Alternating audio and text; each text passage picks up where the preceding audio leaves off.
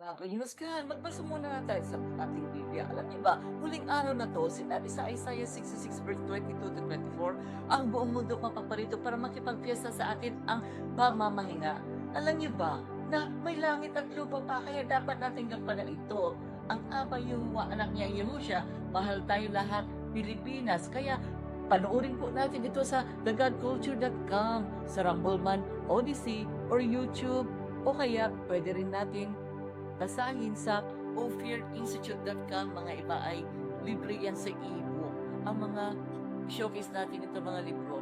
Kaya lang, sabat ay walang bibili kasi no buying and selling. Kaya mga kabayan, bumaho na po tayo. 600 plus dyan na videos natin sa Tagalog man, English, Ilocano, or Spanish. Kaya panoorin po natin. At saka, share kasi ano ba tayo? Pinanganak naman tayo magsilbi sa ating Ama. Holy Sabbath to all. God bless to all.